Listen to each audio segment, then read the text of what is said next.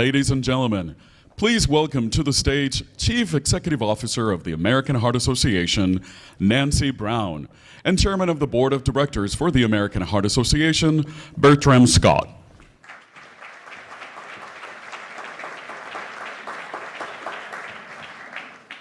Well, good evening and welcome to the Empower to Serve Business Accelerator. I want to take a moment to do something a little, given the news of today. I want to start by saying that our hearts are saddened by the news of the passing of Representative Elijah Cummings, a dedicated and passionate public figure, a friend of the American Heart Association. Our thoughts and prayers are with his family during this difficult time. He was just 68 years old. His passing at a relatively young age underscores the critical need for all of us to work together on issues that address disparities in health and outcomes for all people, no matter their race, income, education, zip code, or other factors that serve as barriers. Before we dive into tonight's program focused on tackling these complex issues, we have exciting news to share. We are so pleased to announce that the American Heart Association, along with its sponsor, WW, formerly Weight Watchers, is establishing the Empowered and Well Healthier Church Challenge to support and expand the ongoing health and wellness activities of Black women and their faith-based communities. Both organizations share the same vision of equitable health for all people.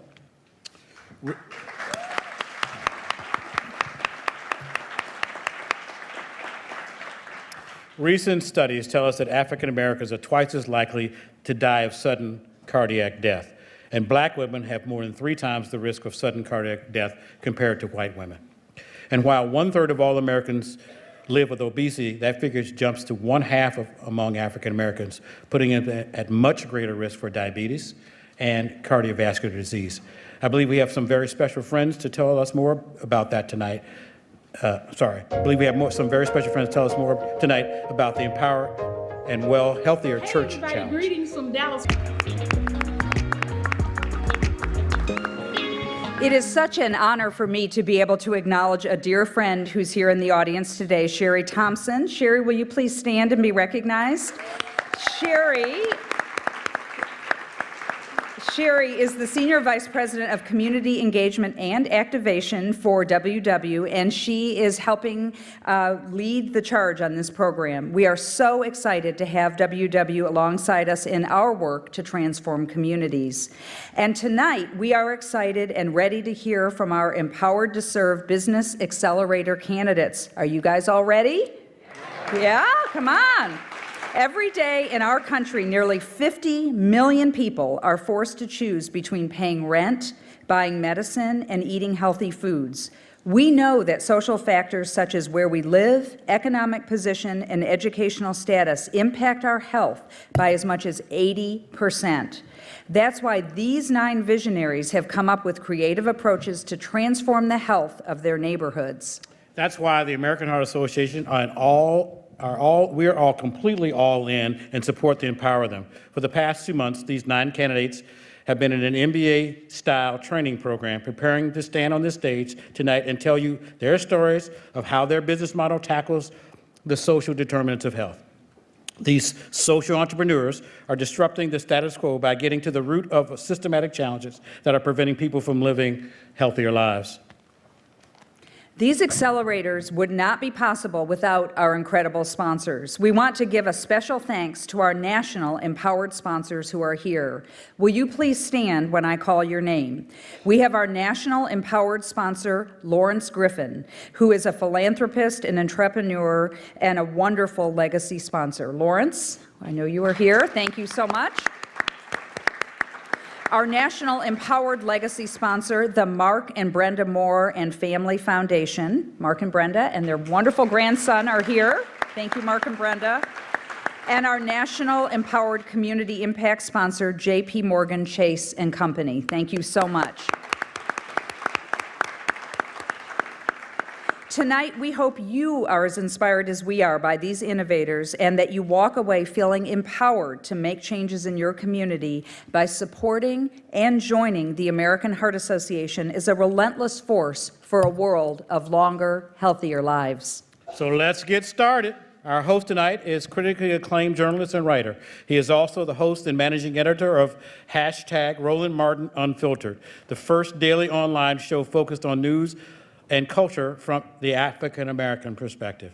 We're thrilled to have him with us. Welcome, Roland Martin. There he is. How you doing? How you doing? Thank you, Good. sir. I appreciate Thank it. you, sir. Appreciate Thank it. you again, sir. Yes, sir. Yes, sir. All right, how we doing? All right. Okay. How many of y'all thought that was chicken on those sticks? Didn't realize it was fish. Some of y'all like, damn. I know. Y'all had like stacked a plate, like 6 or 7 of them, and you went, there's some damn fish. Wasn't just me, huh? Yeah, I thought so. All right, glad to see everybody here. We're gonna have A great time, and certainly glad to be back here. Of course, at the National Museum of African American History and Culture. It's always good to be here. And when we talk about this whole issue of health, Bert and I did my show earlier upstairs, and we were talking about this. And the other night, they had the Democratic debate, and they kept going back and forth over, well, will you Medicare for all? How you going to pay for it?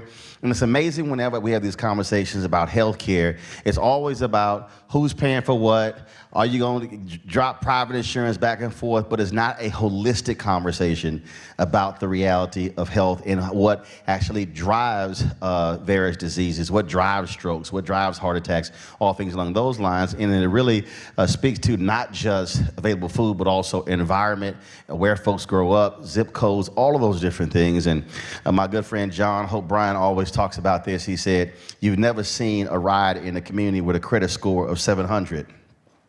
And I dare say, if you tracked health stats in this country, you can have a direct correlation between credit scores and health results as well. And so we have to think about this whole issue of health, I think, a heck of a lot more differently than we are doing it right now. And so we're looking forward to the presentations we're gonna have. We got a contest going on, and we got big money involved.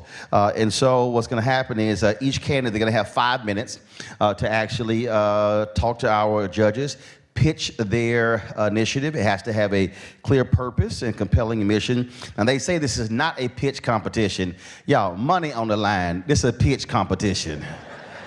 Okay, whoever wrote that in the script, you clearly ain't never pitched nothing. You gotta convince these judges that your idea is compelling to actually get funded. And so that's what's taking place, and so we certainly look forward to that. So here's the deal. We're going to, of course, have the opportunity for the judges to make the decision, but also there's going to be a fan favorite. So we're going to announce 2 top grant recipients in the fan favorite. Each of you in the audience, you're going to actually have a part of that in terms of being able to vote on that. And so if you have a flip phone, you can't vote. So just letting you know right now. So sorry, if it's a flip phone, we have nothing for you. All right, so let's meet our 4 judges. Y'all ready? All right, give me some meet judge music. I guess not. Okay, Leona Barber, Executive Director at JP Morgan Chase, 18 years of experience in the investment and corporate banking industry, now works with clients in the technology and disruptive commerce group. What up?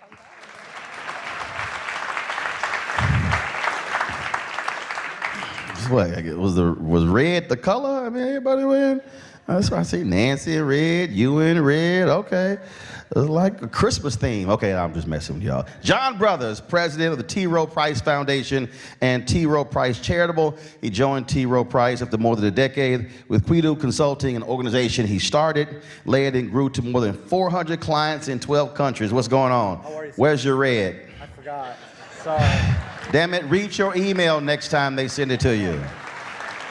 He didn't get it. All right. Aaron Levy, Startup Grind, is the founder and CEO of Raise the Bar, organization focused on helping companies create high-performing teams by building better leaders. I don't even know what all that means, but give it up for Aaron. You can tell Aaron to start up. He like, I'm not wearing a damn jacket. I'm just like, shirt, that's it. All right, fourth judge, Lawrence Griffith, founder and CEO of Digital Factory, Inc., headquartered in Chicago, where he oversees product development, talent acquisition, strategic planning, client execution, revenue building, and global partnerships. And you know he's happy to be here because he's not freezing. Lawrence? Yep, he come out here with a coat on. Oh, I got to go to Chicago tomorrow. Pray for a brother. There's a reason I left there 9 years ago. All right, now remember when I said all of you can vote? Remember I hear you say that? So here's a piece. So get your phones out. Flip phones, sorry. Pull your phones out. They changed the plan, so you're not paying by the minute, so don't worry about it, okay?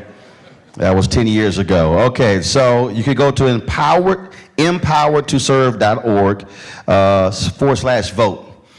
The /, okay? empoweredtoserve.org /vote. Now here's the deal. Online voting is going to be the only determinant if there is a tie, okay? If there is a tie, or if two storytellers are extremely close. So that's why we need you to vote via your smartphone. We also want you, if you're taking photos, to please use the hashtag #EmPowerChange. For those of you who struggle, that's EmPowerChange. Also, you have a bag, right? You have a bag? Okay, there's a card in your bag. Okay, you can fill that card out. You can receive the most up-to-date information when it comes to the 2020 Accelerator program. Be sure to drop it off to the volunteers on your way out. Now, remember I said they said it's not a pitch competition. All right, here's the money that's on the line. They lied, okay? One of our presenters tonight will be selected to receive $50,000. One more will get $20,000, and the fan favorite will get $5,000. And so that's why you must vote. That's right, clap.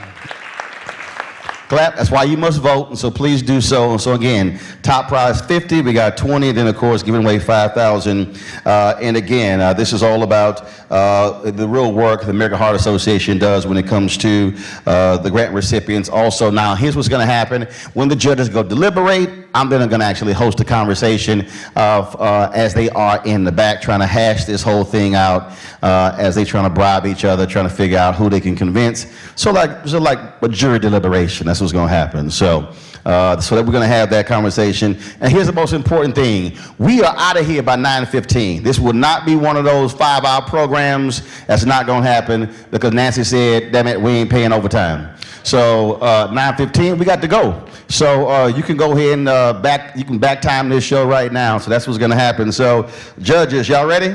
Yes. All right then. Y'all could be a lot more enthusiastic, judges. I mean, I'm like, do you need a drink? Okay, all right. Please welcome our first finalist from Charlotte, North Carolina. She served in the leadership position on the board of Women in International Security, Institute for Defense and Business, the All Veteran Group, Women Executives, Women's Impact Fund. I hope this is not one organization. And is an advisor to other organizations dedicated to defense, veterans, and women's empowerment. Give it up for Paula Kranz. Paula?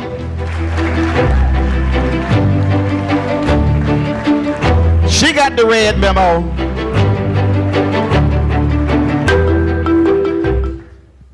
I'm Paula Kranz, the Executive Director of Wheelhouse Foundation and the creator of HeartSaver, a virtual reality CPR training program. Our purpose is to end bias in healthcare intervention, and our mission is to ensure that not one more woman or person of color dies simply because someone does not want to touch them. While serving on the Go Red campaign, I learned that if you are a woman or person of color, bystanders are 30% less likely to give you CPR. I started inquiring as to why, and found out that heart attacks and cardiac arrests happen more often in poor communities where there isn't knowledge of CPR. Second, people are afraid that it might break our ribs when they're giving us CPR. And third, a concern over touching a woman's breast or exposing her in public could lead to an accusation of some kind. Well, I started to think about what are the other social factors that are influencing this unconscious bias. So I randomly Googled CPR mannequin, and I saw pages and pages of white male torsos. I love white male torsos, it's okay. But then I inquired with the American Heart Association's CPR trainer in the Southeast region what he uses, and found out that exactly 0% of the hands-only mannequins have any breast tissue or any other color than one that matches my skin. And this is because that's what the manufacturer makes. So I'm not in the business of creating inclusive mannequins, but what it can do is get inside someone's mind and help them address that fear or their unconscious bias. This is what I was trained to do as an undercover intelligence officer in the Army. Now, my work today is similar, except we're using virtual reality to get inside the mind of users and help them have more empathy and understand their behavior interventions. We've created opportunities where you can see what it's like to be a double amputee or be racially profiled by the police unfairly. We've worked with paramedics to illustrate what it's like to deal with a psychotic patient in the back of an ambulance. These experiences are emotional and vivid and memorable. Now let me tell you about one of my vivid memories. Our special operations team was conducting a counterterrorism mission. We were on a night raid to target a terrorist bombing facility. It was so dark that every time we moved and I heard something stir, I had a rush of adrenaline to my gut. You can just imagine. Well, as we moved into the building, we had to clear each room. We had to make life and death split-second decisions on whether to terminate a terrorist or peacefully deneutralize someone like a pregnant woman or child. The wrong decision would be a violation of rule of war. So as we closed on the target, my hands were sweating, my pulse was racing, when suddenly someone tapped on my shoulder. "Ma'am, you have a phone call." I took off my virtual reality headset. Now, back then, women weren't allowed in direct combat. But what I was able to do was use that virtual experience to understand the environment where my soldiers were operating so that I could give them the intelligence they needed to accomplish the mission. Today, we're doing the same thing. We are working, though, to reach into communities to show people the opportunity to get inside someone else's mind. And what I've done is create this heart saver opportunity where we bring you into a situation and you're exposed to dealing with someone you're not used to seeing. It doesn't look like a white mannequin, if you will. So heart saver, I want to see it placed in schools, in community centers, and places like the Michael Jordan Clinic in Charlotte, which is the poorest community in the United States of America. We're ranked 50 out of 50 on the Socioeconomic Mobility Index. These clinics, these remote clinics that don't have access to virtual sim centers or easy training are ideal locations for the virtual reality training because instead of paying $20,000 for a mannequin, a high fidelity mannequin, the headset costs $400 and the cost of software. So we're going into these communities and we're making a difference because people are dying because gender and racial discrimination in healthcare exists. I invite you to look at the world through another lens and save a life, because failure is not an option. Thank you. All right. Way to go, Paula. Hey, Paula, you been hanging out with Michelle Obama with them arms? Y'all were like, y'all were trying to listen to her. Y'all like, man, look at her arms. Not just me, huh? Okay, all right, just checking. Don't forget, folks, we want you to vote. Go to empoweredtoserve.org/vote, empoweredtoserve.org/vote, where you can vote for our fan favorite. All right, next up from Baltimore, a former Claflin University graduate, also a basketball player, has success as a salesperson for a major sports franchise and a Fortune 100 company. He then went on to receive his MBA in 2017. Put your hands together for Andrew Suggs.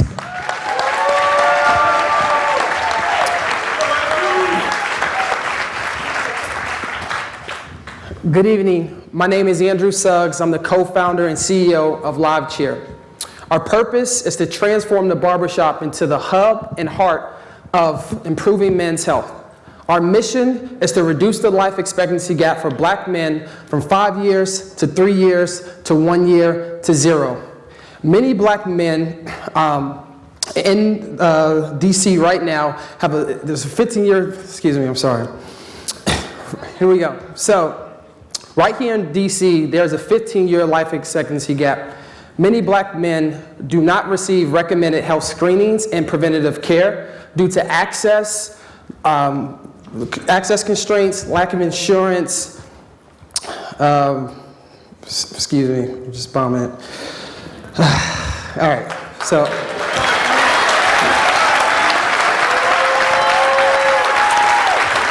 so many black men do not get recommended health screenings and preventative care due to lack of access, institutional distrust, and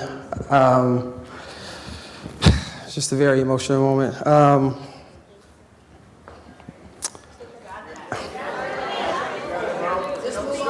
Yeah.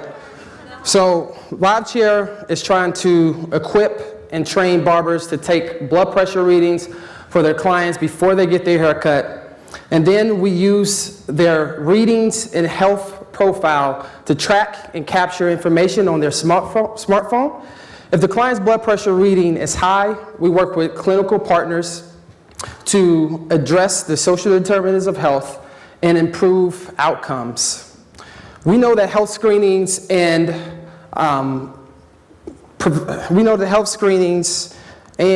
preventative care isn't enough. And we're trying to use this social space of the barbershop to bring change. We're trying to reduce the life expectancy gap for African American men from 5 years to 3 years to 1 year. This has been terrible, and my speech was much better. So yeah. So I just want to thank my team. I want to thank my team. We bring a diverse set of skill sets from health innovation, technology development, startup entrepreneurship, and living and breathing the culture of black barbershops. And the barbershop is more than just a place to get your hair cut. It's a community and empowerment place for African American men.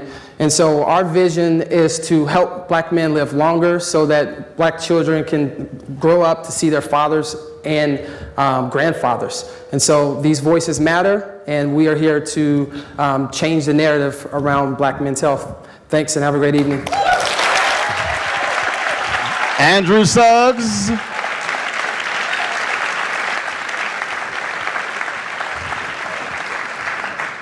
All right. All the folks with no hair said, I ain't going to the barbershop. So good. We're going to stay in Baltimore, folks. She sees herself as a socio-economic engineer, connecting talent and passion with resources and opportunity. She has programmed nuclear plants, developed medical devices, planned satellite explorations, but finds the most satisfaction in her roles in STEM education and service to her community. Give it up for the really smart Brittany Young.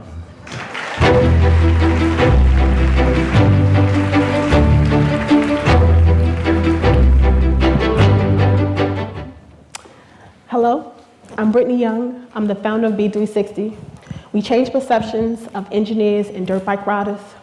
Our purpose is to unite passion with opportunity, and our mission is to utilize dirt bike culture to drive and propel STEM education. We literally teach people how to pop wheelies to the next big jump in their life. Let me set the stage. It's Baltimore. I'm 12 years old. More than likely, I'm at Druid Hill Park. I'm watching people ride dirt bikes zip by. But two, someone is learning the mechanics, the gas ratio, and how to better repair his bike. In Baltimore, our sound of summer is dirt bikes. It gives us a thrill, more importantly, it's how we escape, and it's a sport we aspire to go into. Now it's Monday, and I'm back in class.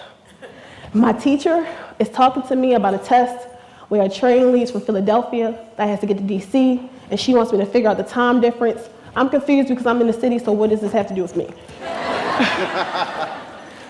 What she's not understanding is I can't relate, I don't understand, and I'm not seeing how y equals mx plus b equals c, it doesn't matter. Then on Tuesday, I get a phone call. One of my friends was arrested because in my city, it's a misdemeanor for owning a dirt bike, a misdemeanor for riding on public and private property, and in Baltimore, we have a dirt bike police task force as the only solution of getting people out of streets and traffic. My other friend, the one that was learning about the mechanics of the bike, so hopefully going to the space, he was shot. What do? I'm stressed. Nobody listens to me. I can't relate. I get on my bike. I ride down the street because I need to escape this reality. What people are not talking to me about, though, is how Baltimore and cities like ours have a unique advantage. We have over 200,000 STEM careers where you do not need a 4-year degree. How people in startups are flocking to our city to build innovation, and how engineering professionals earn 50% more and can propel that culture and life forward. All I get to hear about is how we don't have talent, how people don't like what I do, but I'm not listening to there are more people in cities across the US who do the same style of riding, like in DC, Atlanta, Chicago, Detroit, the list can go on, and that's no longer okay. At B360, we listened. This means we saw the passion to unite it with the opportunity, that people, regardless of who they are or where they come from, deserve equal opportunities in the STEM field, and we can utilize our own culture and people in our own cities to drive this industry for better. What we do is we work with cities and governments around equitable practice and safe spaces, the same way we have dirt bike parks, bike lanes, and people express themselves as a way that we can save cities money. We can have dirt bike spaces to grow city health. The second is we want to drive revenue in tourism to get into the motorsports industry, which is a $32.3 billion industry, without people like me in it. Of course, we advocate for those who want to ride safely. a very strict statement, giving people the option to get out of streets and traffic into programming. And our programming is our bread and butter. We work with students under 16, so we want you in programming to teach you how to build, code, design, and 3D print a model-sized dirt bike, one that fits in your hand, that pops a wheelie and does the same tricks and stunts you would do in the streets, but now you can actually see fabrication and engineering design process. Then in the summer, we work with these same students to take them out of streets and out of traffic, to teach them how to repair bikes and build the skills they already had with the goal of selling their dirt bikes to the motorsports industry, and of course putting on a showcase where their community can come out and embrace them. This journey started in 2016. It was an idea. I hit the ground running. I met with my councilman, the police commissioner, and even the Dirt Bike Police Task Force. They loved the idea. In 2017, I was awarded a $10,000 grant from Elevation Awards to serve 30 students. We had such a high demand, I served over 1,200 students on the same 10K.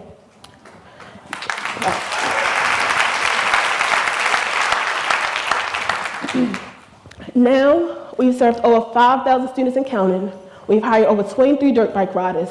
And what I'm most passionate about is that when you Google things about Baltimore, dirt bikes, who pops up? Not the gun-toting criminals as we've been described, but instead me, my students, and people that look like me that use this for educational opportunity. We've been in anything from Forbes to Teen Vogue around a new idea, but also a new way of thinking and behavioral experiences. Our media even caught the attention of big cities like Cleveland. They're right now creating a dirt bike park, which will be the first ever in the US.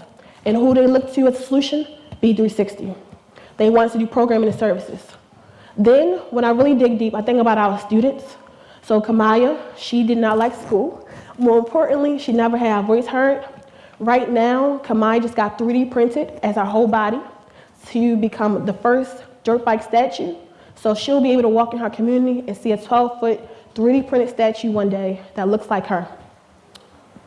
So I'm a chemical engineer, of course. I'm a sister, people like me in all our communities, and I see our students doing this. But most and foremost, I'm a black girl from Baltimore City that believes in us, believes in driving the economy, believes in social impact, and I'm here. So I'm Brittany Young. I'm the founder of B360. We change perceptions of engineers and dirt bike riders, help us pop that next wheelie to the big jump. Thank you. All right.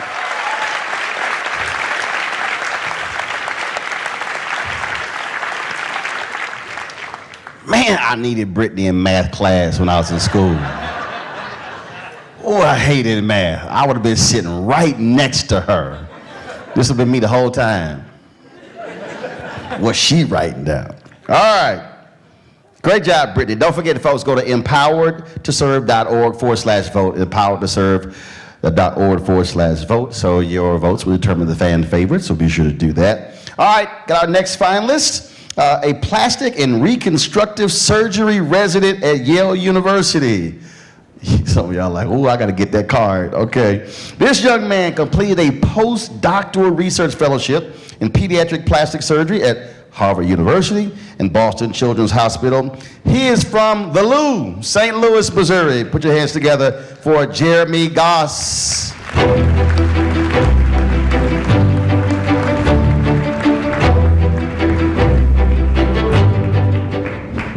Hi, my name is Jeremy, and I'm a surgeon and a social entrepreneur. And that's because I care deeply about food justice, hunger, and health. And that's why I started the Link Market. The Link Market is a chain of nonprofit grocery stores with one mission in mind: to restore access to healthy, affordable food to everyone. I grew frustrated at seeing my patients develop diabetes and heart disease, have strokes, and these are all conditions that are preventable when you eat the right things. But if you're poor, and if you live in a food desert community where there are no grocery stores, then often these diseases are inevitable. 1 second, Jeremy. I'm gonna fix your microphone. Where is it?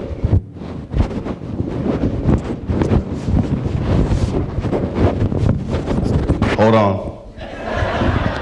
There we go. You're getting real close, Roland. Hey, man. You want to get this $50,000? You better focus. Not the hard way. Now you good. Okay. Should I start from the top? No? All right, you get the point. Right?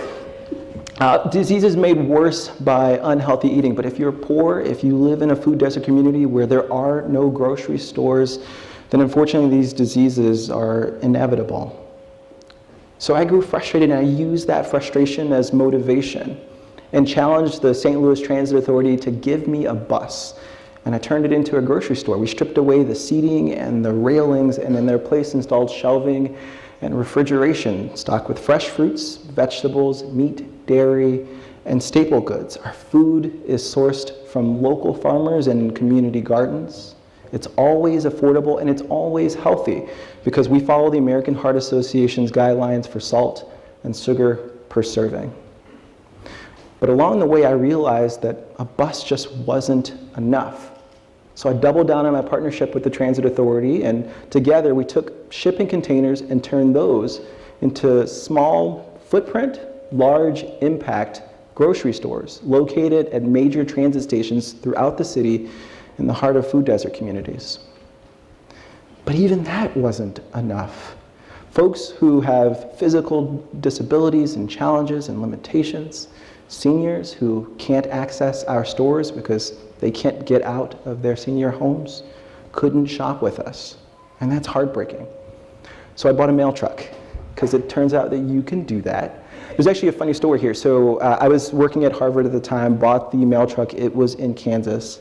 So I fly from the East Coast to Kansas with my luggage in tow, and I walk into the postal office and I ask the postal worker where my truck is. And she was so confused. But then she cleared it up with her supervisor and promptly handed me the keys. But then I had to drive this thing 4 hours from Kansas to St. Louis looking like Tupac from Poetic Justice. I was worried that some of you wouldn't get that reference. It's a really good movie. I'm glad you've seen it. We use that mail truck to offer a free grocery delivery program, which we call Good to Go, to those seniors that I talked to you about. But even that's not enough. As a physician, I feel strongly that food is medicine, and it's time that we all feel that way, which is why we partnered with area healthcare clinics to treat food like medicine. Physicians at those clinics are writing prescriptions for fruits and vegetables, which serve as vouchers at our markets, at our pharmacies, with an F. The pharmacies are located in these federally qualified healthcare clinics and allow people to eat more healthily and provide nutrition education to everyone we serve. There's one more thing. We partnered with the St. Louis Housing Authority to be the first in the nation, February of next year, to open a brick and mortar grocery store in the heart of a Section 8 housing complex. This work is fascinating. This work has changed the course and trajectory of my life. My name is Jeremy. I founded The Link Market, and I'm empowered to serve. All right, way to go, Jeremy. Now, Jeremy, you win. You better send a brother Cash App. Fixing that microphone.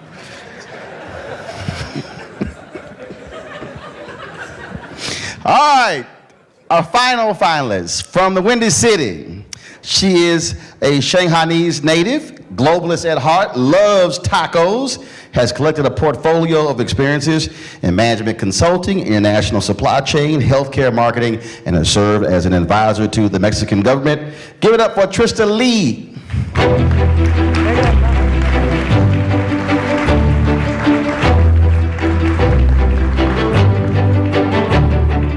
Hello. Great, my mic is working. Good evening, everyone. My name is Trista Lee. I am a fruit hunter, a truck driver, and the CEO and co-founder of Kitchenette. We are a social enterprise focused on linking the underserved community with the corporate offices through a continuous distribution of fresh fruit. And my mission is to reinvent the urban distribution of produce so we can focus on the health of next generation as well as communities' sustainability. Food distribution is broken, 1,300 calorie extra from empty calorie from snacks that you're getting from the office, as well as 70% of the food is supported by corner store in the community, is all supplied by the unsustainable unsustainable distribution that is powered by processed food. And the reason people prefer processed food in the distribution is because it is highly profitable. And because of the profitability, we're not getting the food into the right places. But fresh food distribution is really hard. And I want to tell you the story about mine. 5 years ago, I started working as a microfinance fellow in the underserved community. And I also started a corner store in Inglewood. I focused on bringing food to local churches and colleges through a pop-up market. In order to get my fresh produce, I drive my 2004 Passat, it's a hatchback, and I go to a retail store and I purchase produce at that store. But there are 3 major challenges. Number 1, I don't know if the food is gonna be there that day or not. So if it is not, they sell out, then I have to take another 2 hours, go into another place, and that is the time that's wasted. Number 2, I don't have a place to prep.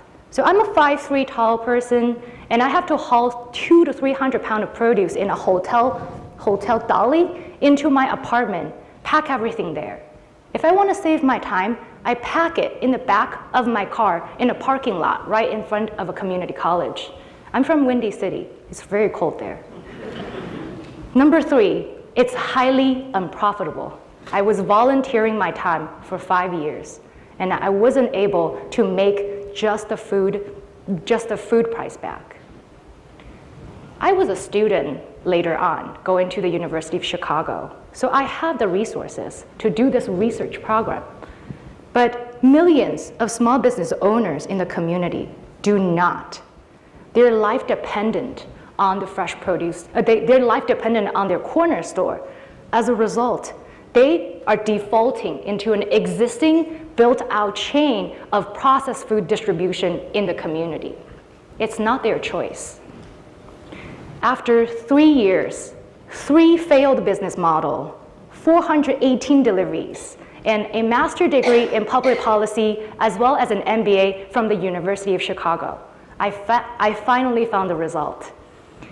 We created a dual impact distribution model where the offices are able to get new experience with fresh fruits. So you'll be getting golden kiwis, dragon fruit, kiwi berries, all the things that you haven't thought about into your office. On the other hand, we take the proceeds from delivery to subsidize a continuous distribution in the underserved community. So corner store owners are able to get a smaller quantity of produce distributed to their store at a price they can afford. And the entire hauling everything, ordering everything, taken care of by Kitchenette. Since 2018, from September, we have delivered 250,000 pounds of fresh produce into top corporations, including Charles Schwab, Heinz, DLA Piper, Chase, as well as other locations, servicing 4,500 employees on a daily basis. Then we turn a $100 subsidy every time into a $1,000 fresh produce sale into the community. You know what? 50% of it can be saved as profit and kept in the community for reinvestment. Use the dual impact model. We're fundamentally shifting how we're utilizing food to create a powerful narrative for the corporate office and the community. My name is Trista Lee. I'm a fruit hunter, I'm a truck driver, and I'm the CEO and co-founder of Kitchenette. Thank you so much. Way to go, Trista. You know, people really smart. She said, I'm 5'3" tall. She didn't say she was short. I'm gonna tell my 4'10" niece to try that one. All right, next finalist, folks. Oh, hey, again, don't forget to vote. flip owners, sorry. EmPOWEREDToServe.org/vote. So please vote because money's on the line here. All right, our next finalist, folks, is an Eagle Scout, a senior mechanical engineer major from the Q's, Syracuse University. He hails from Baldwin, New York. Let's hear it for Russell Fearon. Russell?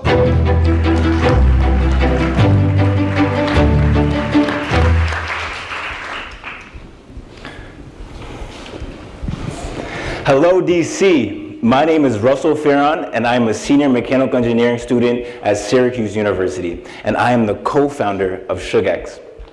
Our purpose is to increase and create a better sugar experience for the 100 million diabetics in the United States. The mission is to increase the compliance of children and adult diabetics in monitoring their blood sugar. It all started 2 years ago when I noticed that I was losing weight. I was dehydrated and I didn't know what was going on. I did exactly what people say not to do. I looked it up online. And they said that I had diabetes, but I thought, nah, I'm way too skinny. That could never happen to me. But fast forward 2 weeks later, I was in the emergency room laying down in an almost coma. My blood sugar was at 650. At age 19, the doctors diagnosed me with type 1 diabetes. And from that day on, I had to adjust to monitoring my blood sugar 4 times a day and taking insulin before every meal. Diabetes comes with a lot of baggage, and I mean that literally. I carry around this ugly kit with me every day, besides when I forget it at home. I carry in here a lot of important things, like my Lancer, which I prick my fingers, which have ugly scars and scabs that will never go away. My test strips, needles, the glucometer. It's embarrassing to carry this around and take it out in front of people. And in order to avoid that awkwardness, I look for somewhere private to go, or I won't do it at all. And at night, forget about it. I won't even bring it sometimes, because who's trying to go to a party with the glucometer dancing like this? Not me. The alternative is a continuous glucose monitor. And there's a needle that sticks in you all day, every day. And after 10 days when it expires, you take that out and you tear that needle off your skin. And I thought taking off a Band-Aid was hard. Then after that, you go and buy another $50 sensor. These solutions do not work for me, and they make it hard for me to manage my health. Our solution is a glucose monitoring watch. Inside is a tiny automatic needle that pokes the forearm. And many diabetics already use the forearm as an alternative site because it hurts way less than the fingers. Insert the test strip, and the watch already begins to collect and calculate your blood sugar for you. It has many features that could help people like me stay on top of their diabetes, like alarms, reminders, and the phone app. This comes really in handy for concerned parents or doctors who want to stay in tune with their child as they go throughout the day. Now, to be honest, I thought I was the most unlucky person in the whole entire world. And this is because I was struggling to manage my diabetes and to keep my numbers in check. Many people, like us diabetics, keep our sensors under our sleeves or the monitors tucked away in our backpacks. But you know what that does? It isolates us. I don't know any other diabetics to reach out to when I need help. The SugarX watch can be worn with pride. It has a strap that's customizable, and the colors are stylish. And for anybody else who sees this watch, it looks like a contemporary smartwatch. But for another diabetic to see somebody wearing that SugarX watch, it's powerful, because that means that somebody is part of your community and understands what it's like to be a diabetic. And maybe you might go reach out to them. After speaking to medical professors and educators and endocrinologists, they said that it has value in all type 1 and type 2 diabetics. Even for the continuous glucose monitor. Those people still need to prick their finger twice a day in order to calibrate their device. The SugarX watch can be paired or augment that CGM if they want to phase out that finger pricking. Now, I haven't done this all by myself, and I have an amazing team that's behind me. Ricardo Sanchez, he's my co-founder, and he's the best industrial design engineer east of the Mississippi. And he's 100% dedicated to improving the lives of millions. And together, we have at Syracuse University created a strong network of professors and students who want to volunteer and that we want to hire in the medical, in the business, in engineering, and the law school. I will continue to fight and to lead until I feel that my own life is no longer hindered by diabetes. And what that looks like is a device that's convenient, that's easy to use, that's discreet, that I'm not ashamed of. For the type 1 diabetic, or for the older type 2 diabetic who is newly diagnosed, this watch, they want to use this watch because it makes them feel more normal. It's crucial to people's health that we educate them on other options that better suit them. And at SUGEX, we are improving the lives of 100 million, empowering them with solutions that better suit them. I am Russell Farron, and we are SUGEX. All right.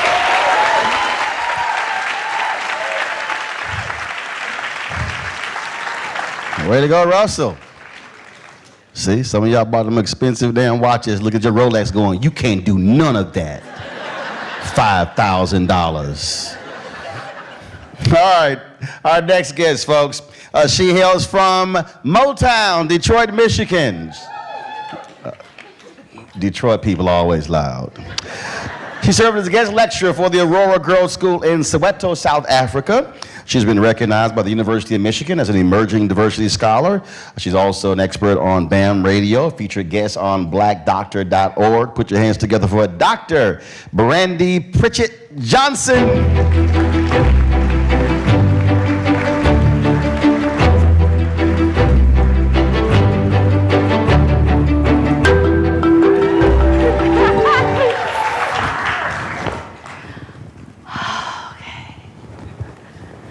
I am Dr. Brandy Pritchett Johnson, the founder and CEO of Future for Teens. Our purpose, to heal the brokenhearted, and our mission, to inspire young people to live. Now, you may have heard the news. Suicide is the second leading cause of death among 10 to 24-year-olds. Not only are our young people literally dying, but depression, anxiety, and trauma-related disorders are at an all-time high. Minority youth in particular have less access to mental health resources, and often of poorer quality.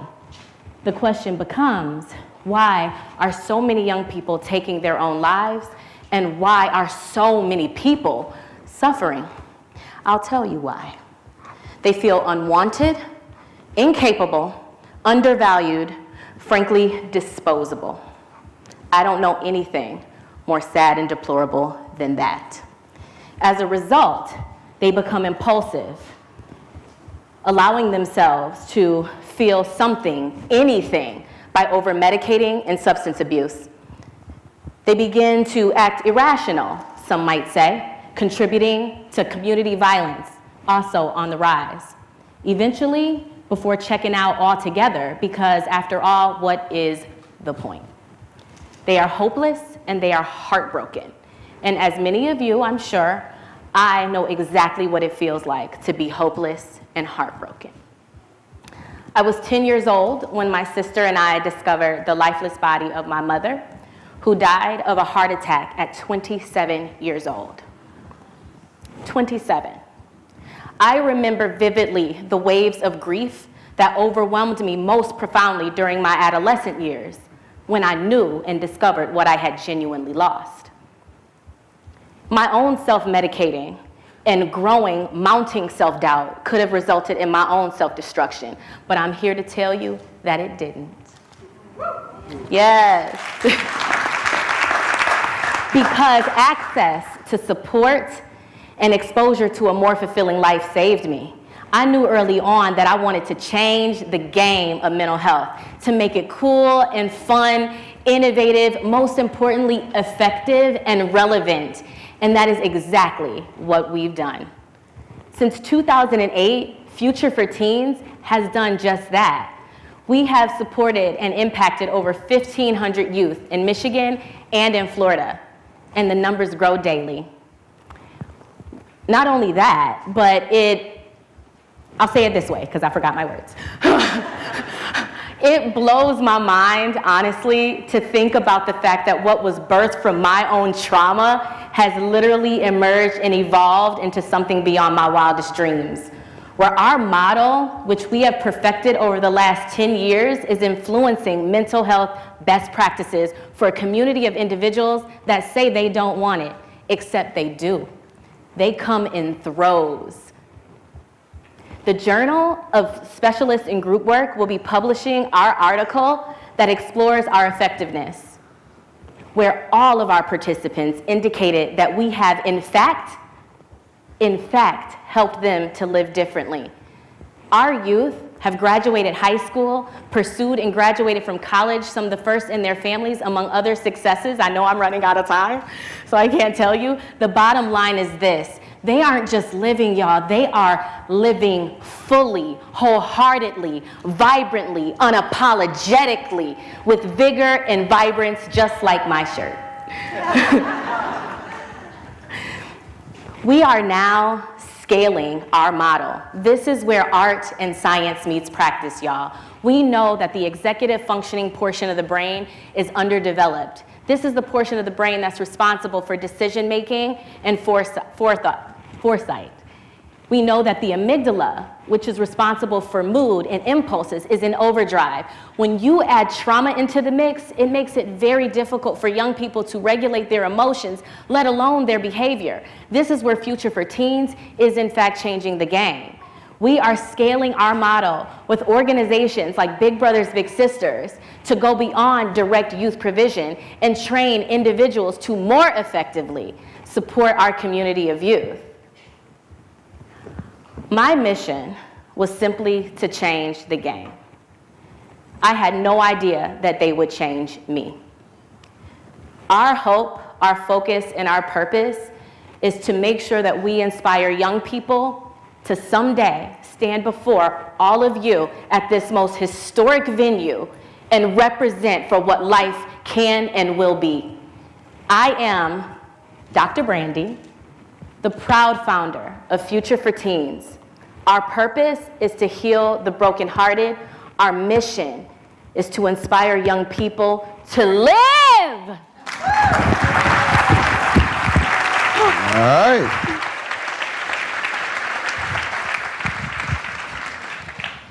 Brandon, next time tell them play some Aretha when you come out here, being from Detroit. All right then. Give it up for the Queen of Soul. The Queen. All right, y'all. She came the furthest from anybody else. Our next finalist from Alexandria, Virginia. She has served as a church administrator and a grand jury court reporter. Well, you know she got some stories. Welcome to the stage, Jacqueline Carter. Jacqueline.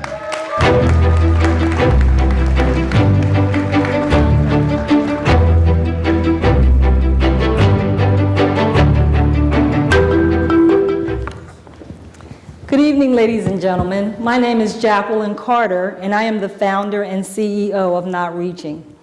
The purpose of Not Reaching is to be a voice for the voiceless, and the mission is to launch the Medical Alert pouch and app, keeping drivers with medical conditions safe. Recently in Virginia, there was an incident where a driver hit a Jeep, and his car landed in the middle of the intersection. When the police arrived on scene, he was unresponsive. When the police arrived on scene, he was unresponsive. The police gave him several verbal commands. He still was unresponsive, and the officers took this as a sign of defiance. So one of the officers pepper sprayed him in the face. The other officer tased him in the face. Still unresponsive, the officers pulled him out of his car and slammed him to the ground. Adding insult to injury, the officers didn't put his car in park, and his own vehicle ran over his foot. It was later determined that the driver had a massive stroke, and the delay in care caused irreparable damage. This was an avoidable situation. Lack of communication, driver was unresponsive, and voiceless. Out of 225 million drivers in the United States, approximately 3 million drivers have had traffic accidents as a result of medical conditions like heart attacks, stroke, diabetes, and seizures. My product, Not Reaching, can fix this, and I've created a solution out of the Accelerator program that is an extension of Not Reaching. Not Reaching is a vehicle identification pouch that clips to your driver's side air vent. It holds your license, registration, and insurance. I created Not Reaching after the fatal traffic stop of Philando Castile. I also created Not Reaching to de-escalate traffic stops. And as of tonight, ladies and gentlemen, I can proudly say that there are over 50,000 Not Reaching pouches in cars across the country. Thank you. Also, drivers were contacting me saying, can you customize our pouches to say what our medical conditions are? So we created pouches that said, I'm autistic, I'm deaf, I have heart disease, I'm diabetic. But tonight, ladies and gentlemen, we are launching for the first time our new product created out of this program called the Medical Alert Pouch and App. We call it MAP. MAP is Bluetooth enabled and supports CarPlay and Android Auto. If a driver is unresponsive due to a medical condition, the officer merely has to press the car app and all of his detailed medical information pops up. As an added benefit, the MAP pouch, which is located on the driver's side air vent, holds the driver's medical information. There's also a 30, 60, and 90-day report that is generated and goes to the driver's physician. And is also proactive because it reminds the driver on a daily basis, hey, have you eaten today? Have you taken your medication? Also, we will be partnering with nonprofit organizations, law enforcement agencies, physicians, and insurance companies, and an annual nominal fee will be charged. The MAP pouch speaks when you can't, and it goes everywhere you go. My name is Jacqueline Carter. I am the founder and CEO of Not Reaching. The purpose of Not Reaching is to be a voice for the voiceless, and the mission is to, wait a minute, I'm almost there. And the mission, I have totally lost my thought. But thank you anyway. Thank you.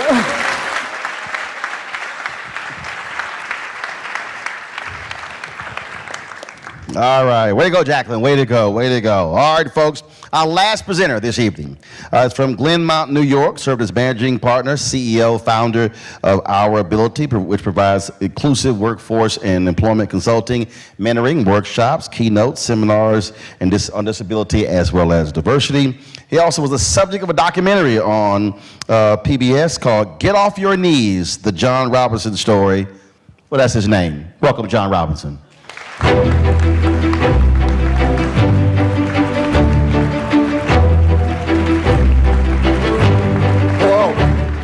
Hello. No, you can do better than that. Hello. There we go. My name is John Robinson.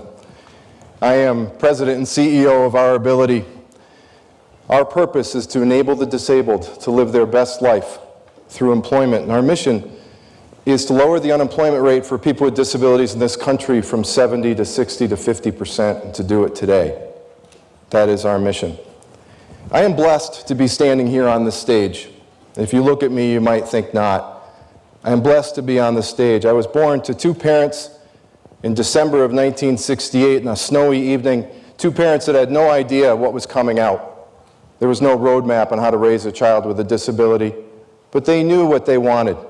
They wanted a child that would grow up healthy, that would grow up independent, that would be educated and have a job. My parents were successful, and I'm proud to say that. When I was 16 years old, my mom and dad took me to meet my state of New Hampshire vocational rehabilitation counselor, a man named Jack Smith. Jack's job was to help me get my education and find a career path for me. And I'll never forget this day. I remember walking into Jack Smith's office in the basement of a government building, no windows, and there's Jack behind a desk with a piece of paper out in front of him taking notes, face beet red, hand shaking with high blood pressure, chain smoking Winston cigarettes, asking me a bunch of questions. He finally asked, "What do I want to be when I grow up?" And I said, "Jack, is that a short joke? I'm 3'9" tall."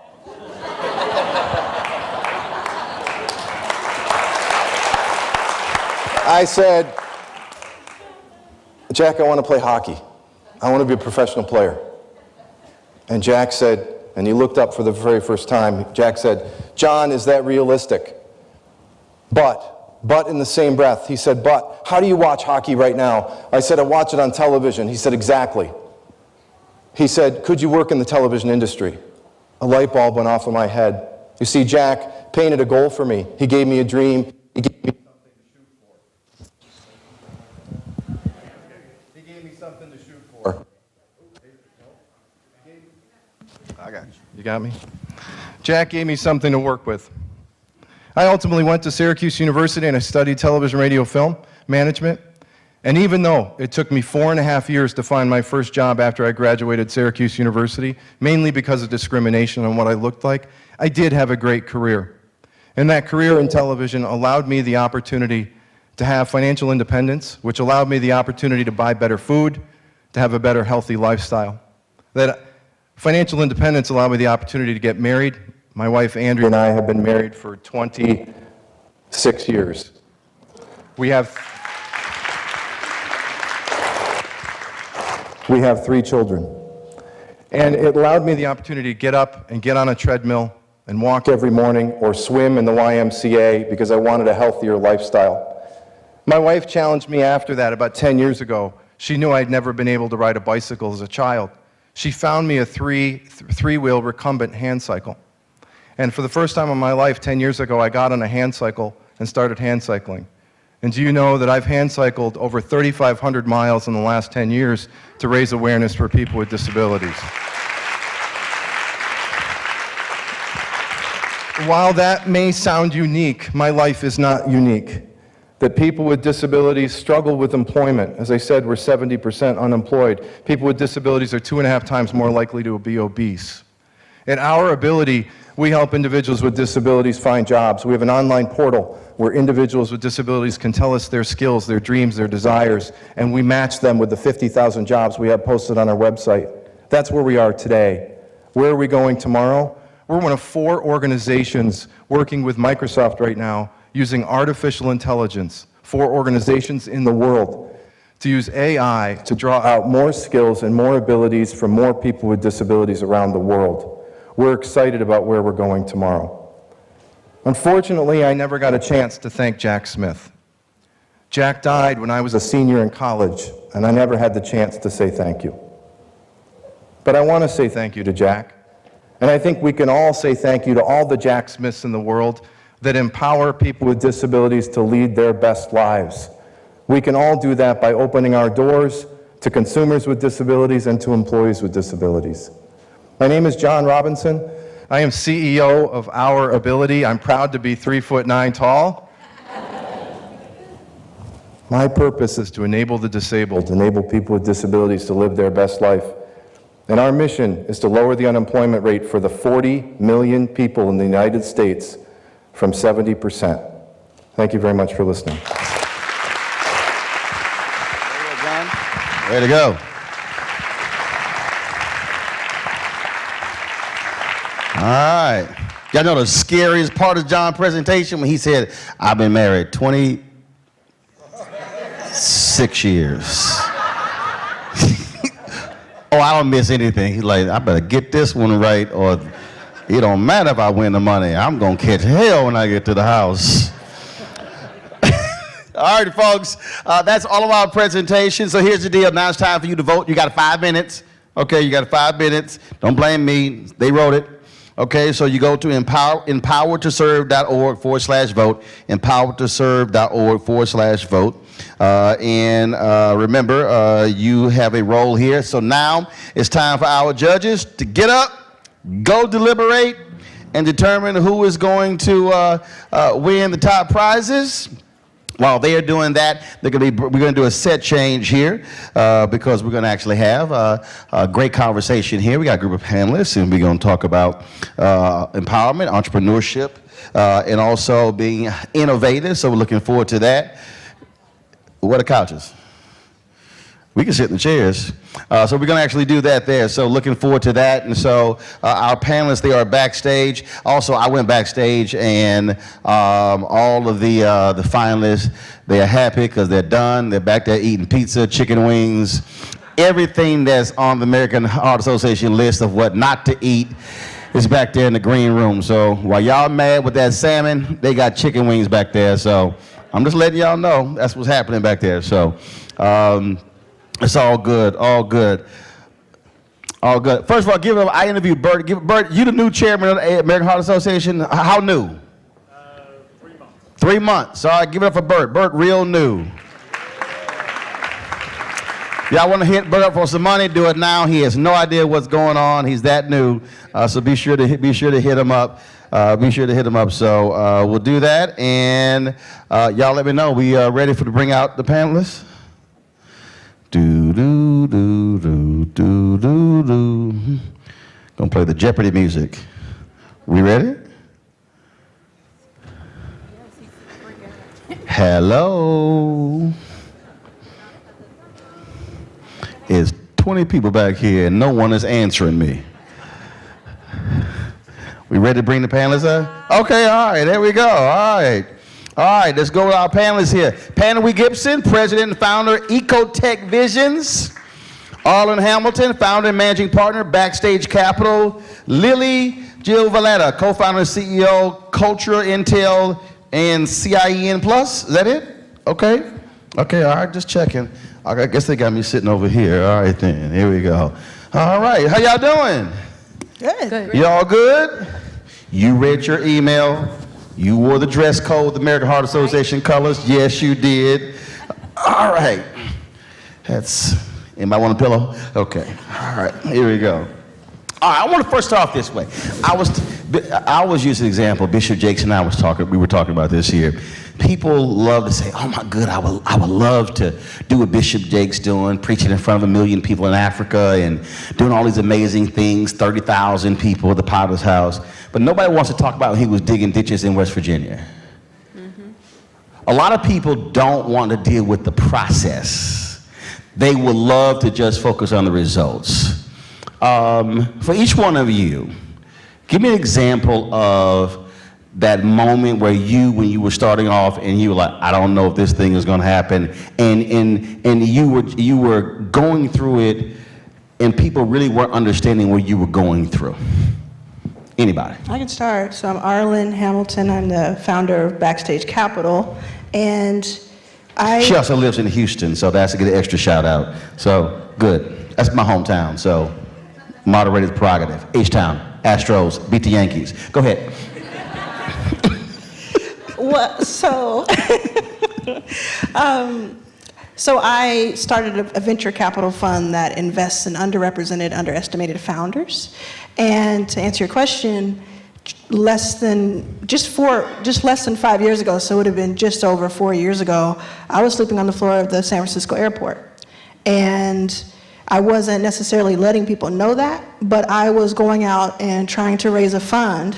Having not come from the financial world at all or the venture world, I was trying to raise a fund that would invest in people who had been overlooked because of their race or their orientation or their gender. How bad it is, you sent a tweet out the other day, but black women is what I think you tweeted 0.2%. 0.2% of all venture funding goes to black women, and that unfortunately has not changed since I started.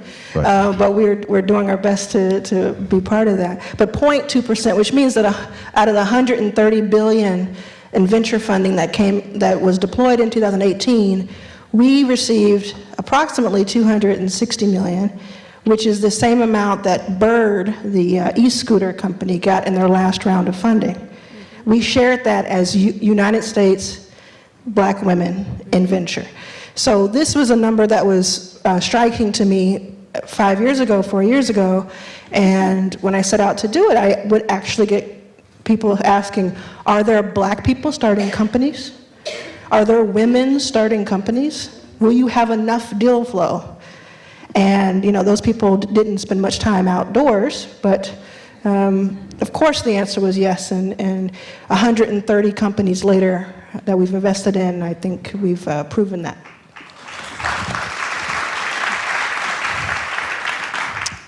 So my company is called Ecotech Visions. We're located in Miami, Florida, looking to expand throughout the Southeast and the Midwest region. I started 4 years ago. We are a distributive smart manufacturing plant for smart cities. So the words don't even make sense to most people, what we do and what we are. So definitely from the beginning, we were sort of underestimated. There isn't really a frame for what we do. We're in green tech and starting in the South where manufacturing was not necessarily the basis of the economy in Miami. And people don't know or understand that Miami's 20% people of African descent, one of the highest populations in many urban cities and urban sectors. So it was very difficult to start out, but within 6 months, we had 16 companies.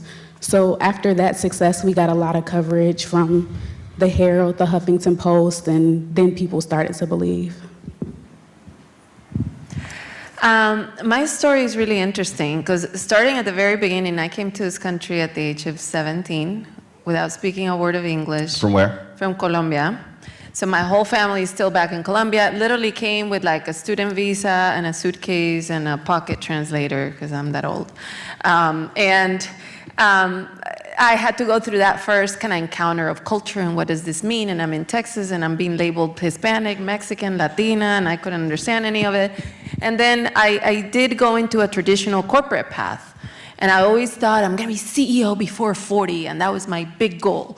And I was at Johnson & Johnson for 10 years, and I guess my Latino-ness took over me, and I started asking very tough questions in the room when we were about to launch new products, and 0% at the time of our market research or market allocation or even the way we were looking at R&D was looking at what today makes half of the population, and in many cases for chronic diseases is more than that.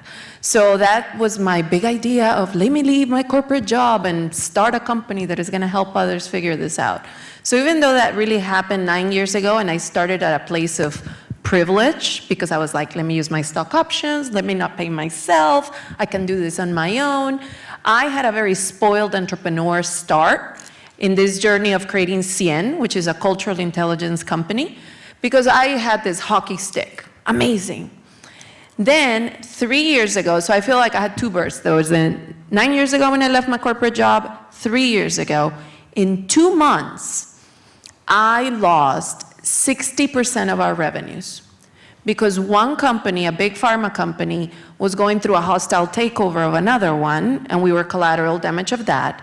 And another food company was acquired by some other random company, closed their operations, and we were basically faced with 2 mergers of 2 major clients that made us go into like this moment.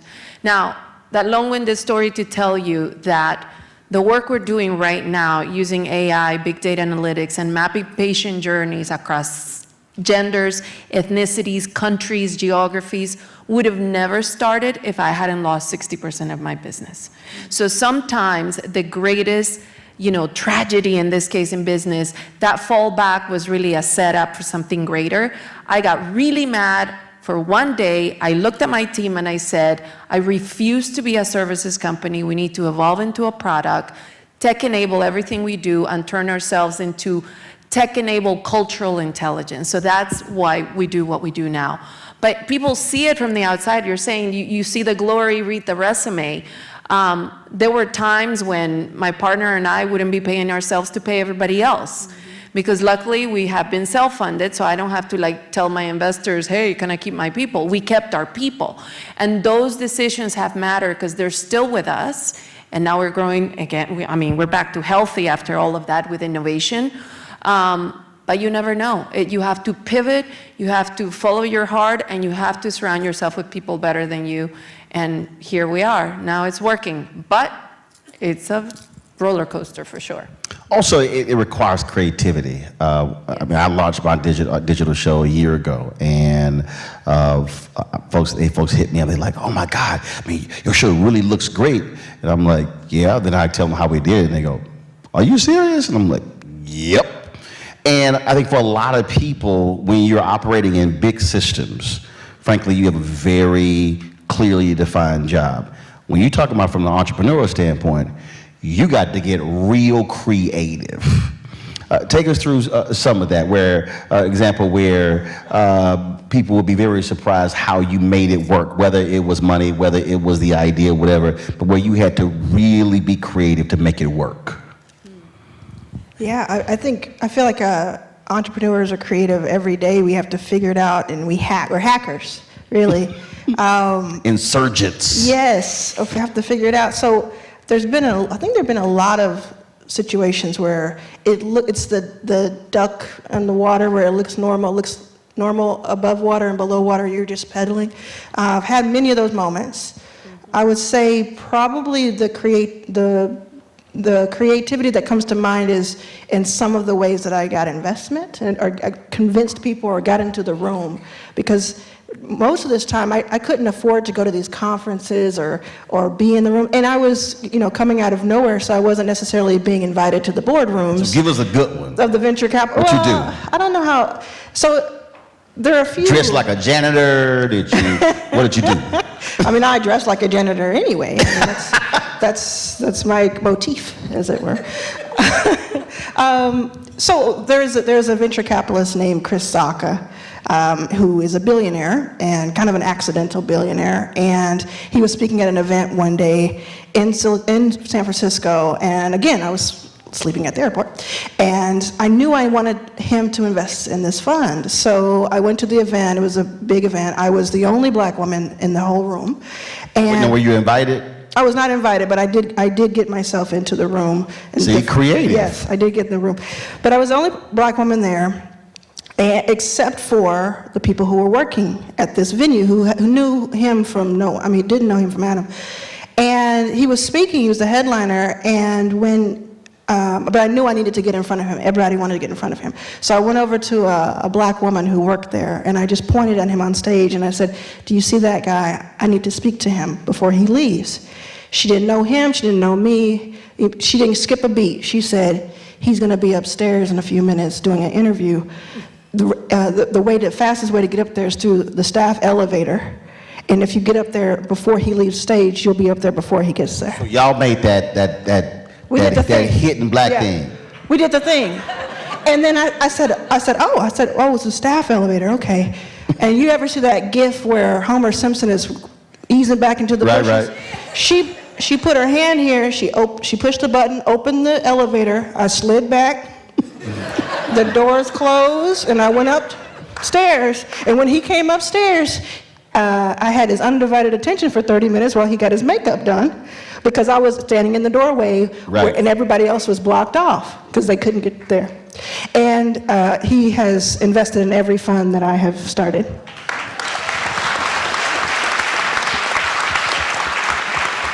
So the moral of that story is, find you a black woman and make eye contact. I definitely want to find her. Trust me, I've been there. I'm like, it's a sister, we good. What you got? Your creative story where you had to make it work. I think the whole business model and the whole frame of how I got here. So I started Ecotech really out of trying to find myself after Hurricane Katrina. So I'm originally from New Orleans. I watched my whole family and community have everything be washed away, including their citizenship, in a day because of their socioeconomic status and because of climate change. And so this business is really about how can we affect economic opportunities while affecting economic growth in communities. And so Ecotech is very much about that. And people don't necessarily understand how that works. I'll give you an example of a product that we've been able to move this year. We just launched a container home project in South Florida, where in many cities you have a a glut of affordable housing, which is why business doesn't move there. And in our space, we have a lot of creative and amazing startups that have new products like the ones you saw today, but they can't figure out how to get them onto the market. So what we did is we partnered with cities, governments, and with local startup community and have a Black-owned container building company partner with a Black woman-owned solar company, a Latino woman-owned concrete, it's called Cement by Design, cement company, where they can prototype their products in the houses, and then the land is subsidized by the city so that we can sell them at affordable housing rates and work for housing. So I think what we've been able to do well is partnerships. We're going to be able to start to address some of the housing crisis issues with innovative housing that typically you only see in LA, like millionaire mansions, but again, for affordable workforce housing. So for me, it's like bringing together the proper stakeholders and innovation to be able to solve some of the problems that exist in our communities. So I feel like I gave you a part of the answer in my last part of the other question, because back to that crisis moment where you have to innovate or die, literally, and that's how I spoke with my team. We have to create, otherwise we'll die. Is when I realized that the cultural equity or cultural intelligence that we have and sometimes take for granted as professionals, perspectives on communities, unmet needs that we see that others don't see, we were able to apply it into technology in a way that our own chief data officer, who has been working in the early days of AI when it wasn't a thing, he hadn't thought about how to use it in an inclusive way until he was surrounded by a team that was like Latino, Black, and brown that challenged the technology. So I think So for him, he was, for the first time, the minority in the room. exactly, like he is, I think he's a minority in our company, the whole company. But basically, I guess creativity is not just about the doing, but it's thinking, it's a mindset. And a lot of people think you have to be this like crazy entrepreneur that drops out of college and gets $100 million to do stuff. Many of us, which was my story in my corporate job first, I was an intrapreneur creating things inside my company, creating the Hispanic Employee Resource Group, launching products differently. And then now, the way we see the world is already an asset for how we solve problems, because we tend to solve them through the lens of our upbringing, our unique needs, the people that surround us, where we come from, et cetera, et cetera. So I think now what we're doing, because you're wondering, so what was it that you guys created? So we have an algorithm that is AI powered primarily, but it's like 7 different big data tools that we figured how to use them together so we can mine every open source digital discussion that is happening right now everywhere. So this is not social media and Twitter, it's not Cambridge either. But we basically take all of that chatter and discussions that is unstructured and look at patterns in the way people speak about everything and anything in life. But we have now been training the algorithm to be able to pick up and see patterns for men, women, Hispanic, Black, Asian, LGBTQ, in Florida, New York, et cetera, so that we can map what are the needs that people really articulate when it comes to making a healthcare decision, choosing a product or a service, even liking or not a person or a politician, without ever having to ask the question. So millions of data points that are structured are giving us now a pulse, real pulse, into what are the needs of our people, in a way that is not just the aggregate of a poll of 100 people said or 5,000 people said in a survey, which is making agile decisions happen now for the corporations that we work with. But I think it's culture applied into other things that already exist that others hadn't thought about how to use. I think we talk about problems that entrepreneurs face. I think one of the biggest problems they face is when it's time to tell somebody, it's time for you to go. A friend of mine who is here has a business. I'm not going to call Orlena. So I ran into her on the train, and we're going to New York, and so we were having this conversation. And in my jobs, whether it's owning my own company or working in other companies, I fired many people. I've hired many people. And one of the things we were talking about was you have to reach a point where even that person is a really nice person, a great person, if they cannot take you from here to here, the reality is keeping them in your place is actually holding you back. When it comes to the folks that you've invested, how have you tried to get someone to understand that they have to make a change if they want to continue to survive, continue to grow? And again, it could be a family member, could be a friend, but getting to understand that they see it one way, but growth requires that hard choice. A few things come to mind. One is that in my own company, we haven't had to fire anyone, but definitely have had to lay off people because of our resources at any given time. And so figuring out who that is and why it's real. These are people's livelihoods. And so it's something that, because I've experienced that as a founder, I can relate to our founders in a way that I think a lot of venture capitalists may not be able to do. But when I'm talking to anyone about getting rid of someone that's maybe holding them back, I think about two things. One is seasons. I think that different people are in your life for different reasons at different times. So I may not be what someone needs for their entire life, but I may be the friend that dropped in for a certain number of years that was really helpful for them to understand a message, and then we're supposed to part ways. So I guess similarly, an employee or a partner can be the same, where it's not necessarily they've done something terrible, or it could be that for both of you, that season has ended. A CEO once said the people who got me to a $500 million a year corporation are not necessarily the people who can take me to $1 billion. Yeah. And he said, and they were great, they were wonderful, but if they can't take me there and I stick with them, he said, I'm actually making it worse. Yeah, for everybody involved. The second thing I think about is valuing yourself. And so along the same lines, if you know your own value, which it took me until I was about 35, and I'm 38 now, it took me most of my life to understand my value. If you know your own value, you start to understand what you will accept in your life and what you won't accept in your life, and business and personal. So I think maybe knowing your value as a company, knowing what you have, and knowing who should be there with you. You mentioned value. I would love for, is it Pondway? Which pronounce it right? Which one is it? Pondway. We talk about value. Have you also had to face this where a lot of people, they want to go higher, make more, as opposed to, you know what? I'm good where I am, and I'm good with that.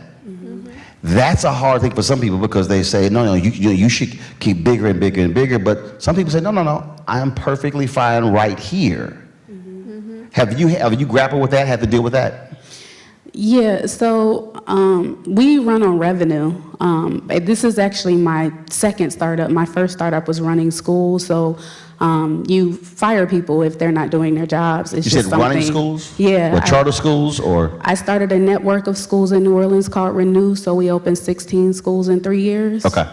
And so if people aren't doing their jobs, you have to let them go. That was a mic drop by all of y'all missed that, yes.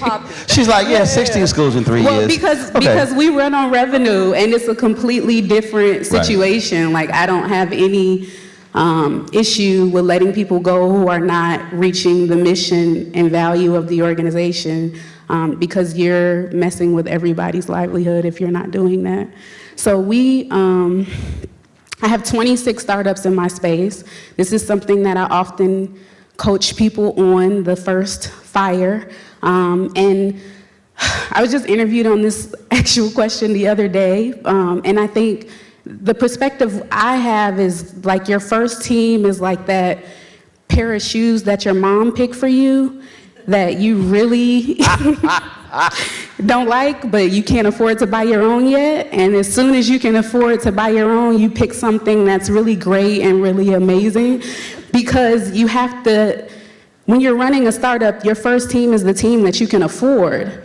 And that's not necessarily the team that shares the mission, that shares the values, that has the passion for the purpose. And as you grow in time and people start to recognize your brand, they'll grow, you'll attract the right people to you that'll value the business. So I actually find more of the reverse founders being like, man, why do I have to put up with these people for this amount of time? And so it's really like, okay, figure out where you need to go revenue-wise so you can afford the person who's actually going to meet the needs of the business. And of course, there's growing people and all of that, but running a startup doesn't always create that kind of time, depending on what goals you're trying to get to. So yes, I've had to counsel entrepreneurs on terminating employees, and I just think that's a process in the business world.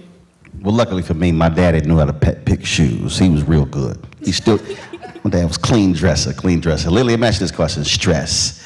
For the person who's the entrepreneur, there are no days off. Sometimes it all rides on you, but you have to also be sane. Yeah.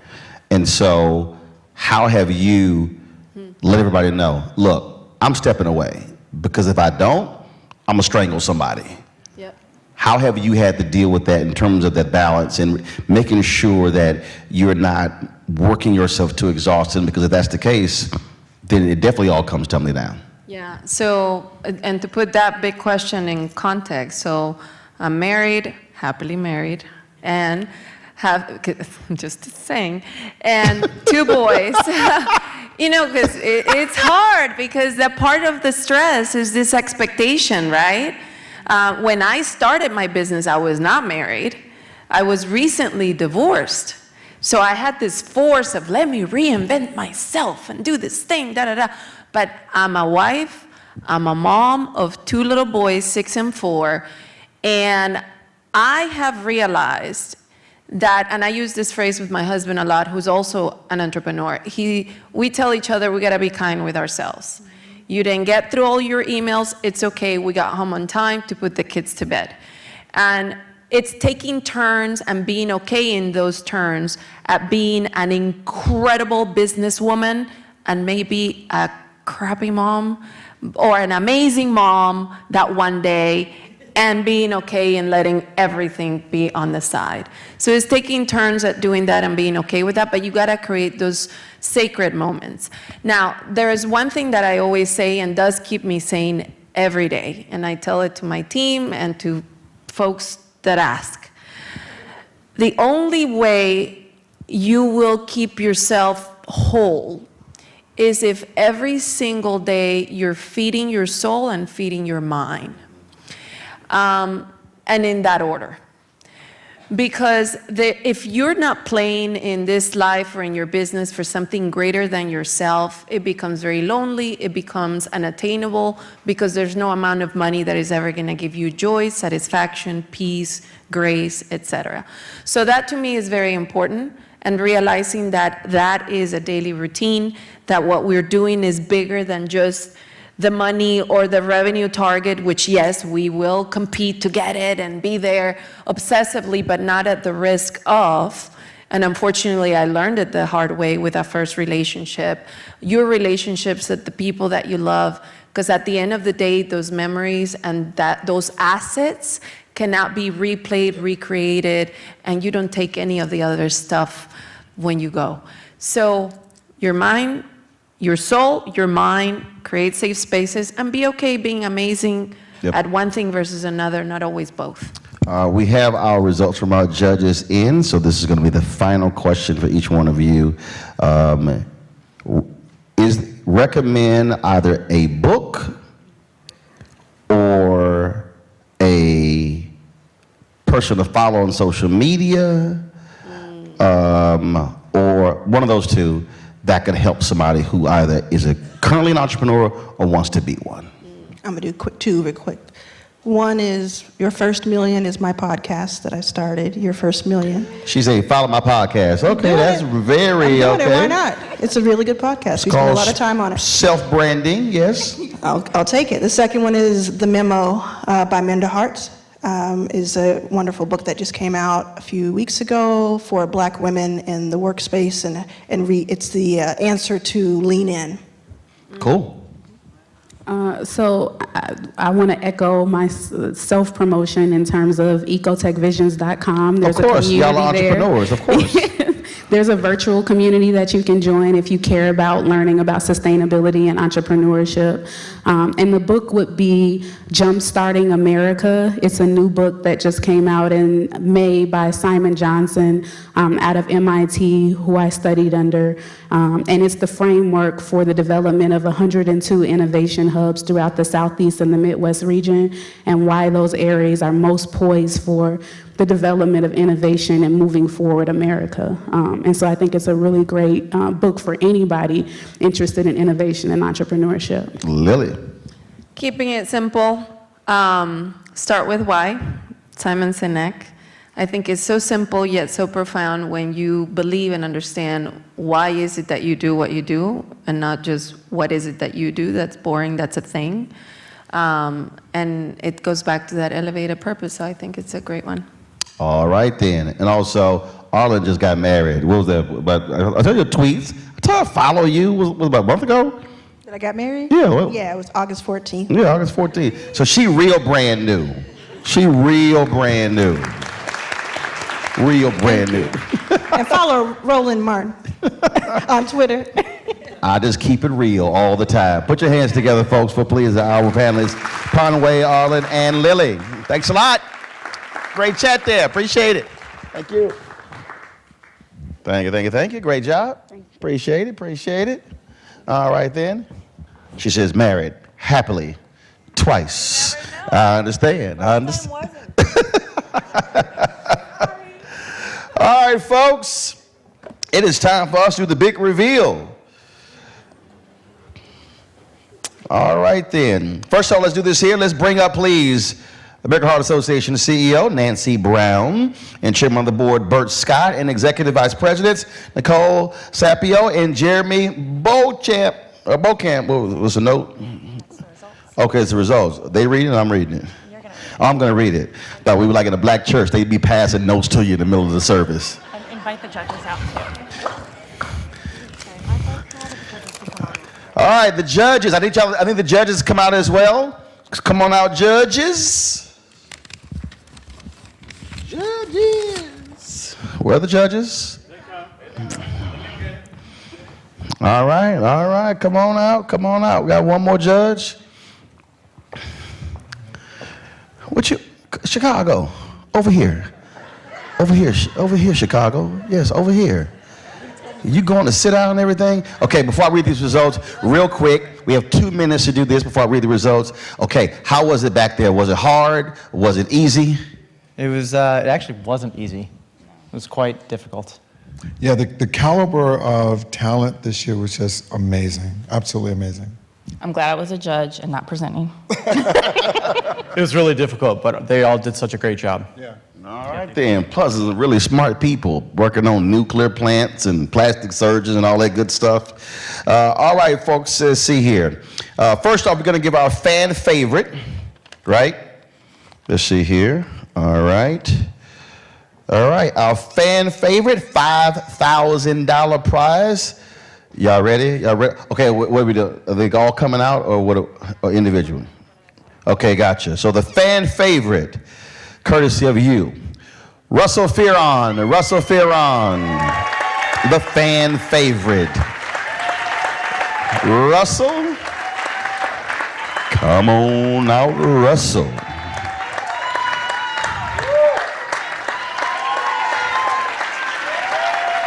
Way to go, Russell. Right? Okay. Now, y'all better make sure this right. I'm not going to have a Steve Harvey moment. Y'all better make sure this right. Ain't gonna, ain't no Steve Harvey here. I can read this. Y'all got the photo? All right. Second place, $20,000. Jeremy Goss. Jeremy Goss? It's Goss. It's Goss. Yeah. Jeremy?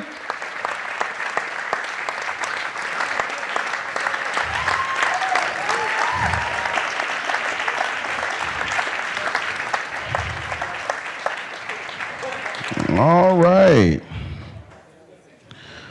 All right, get that photo right there. Way to go.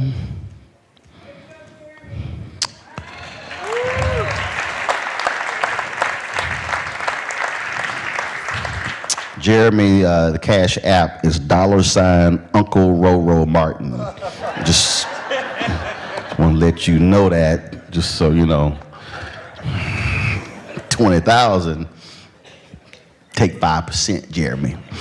All right, the first place winner and the top grant recipient, the winner of $50,000 is Russell Ferron.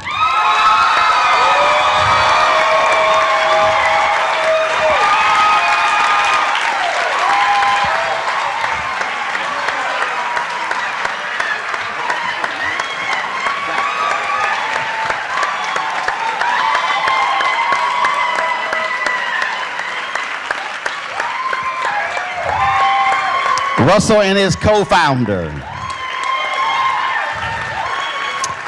So we have, got the picture, we got one more announcement. Lawrence, here you go. Here you go. So because of the caliber of talent this year, and because I think all of the participants did an amazing job at storytelling, an amazing job at being brave enough to come up here and tell the story.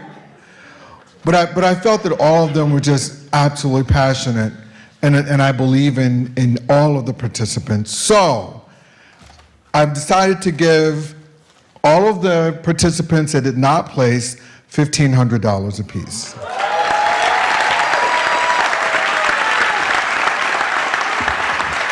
All right, all the participants, y'all come on out. Come on out. Lawrence, go right there. Stay in the middle. They're gonna take a picture with all of them. Way to go. Those are really great. Okay, Lawrence, it's a picture with them, Lawrence.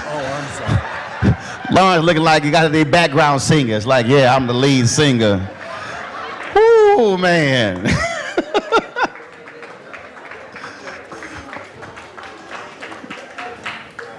That's awesome. That's awesome. That is awesome.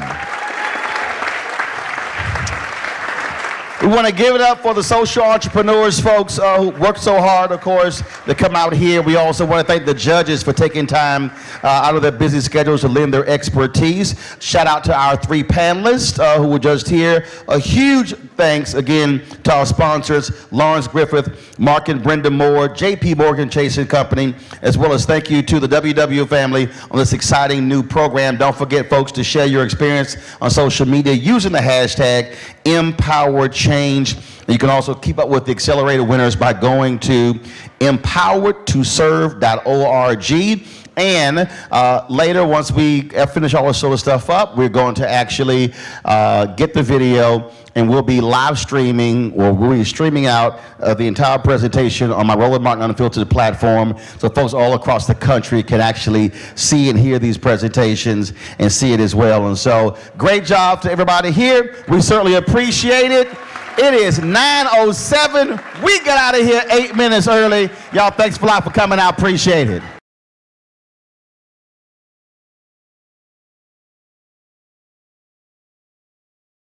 You want to check out Roland Martin Unfiltered? youtube.com/Roland S. Martin. And subscribe to our YouTube channel. There's only one daily digital show out here that keeps it black and keep it real. It's Roland Martin Unfiltered. See that name right there? Roland Martin Unfiltered. Like, share, and subscribe to our YouTube channel. That's youtube.com/Roland S. Martin. And don't forget to turn on your notifications so when we go live, you'll know it. Hey everybody, this is your man Fred Hammond, and you're watching Roland Martin, my man, Unfiltered. Hi, this is Essence Atkins, and you're watching Roland Martin Unfiltered. Hey, yo, Peace World, what's going on? It's the Love King of R&B, Raheem Devon, and you're watching Roland Martin Unfiltered. Hi, my name is Brescia Webb, and you're watching Roland Martin Unfiltered. Ow. Well, I like a nice filter usually, but we can be unfiltered. What's going on? This is Tobias Trevelyan, and if you're ready, you are listening to and you are watching Roland Martin Unfiltered. What's up? I'm Lance Gross, and you're watching Roland Martin Unfiltered. Hi, this is Cheryl Lee Ralph, and you are watching Roland Martin Unfiltered. I mean, could it be any other way? Really? It's Roland Martin.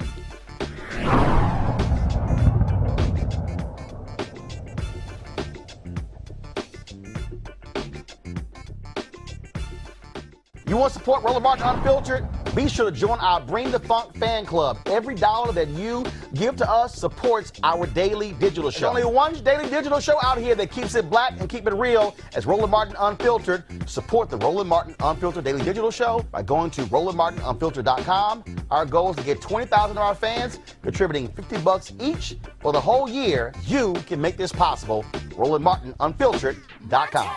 Hey fam, want to check out Roland Martin Unfiltered? The blackest show on all of digital, cable, and broadcast. Check out our audio podcast. There's only one daily digital show out here that keeps it black and keep it real. It's Roland Martin Unfiltered. Press play.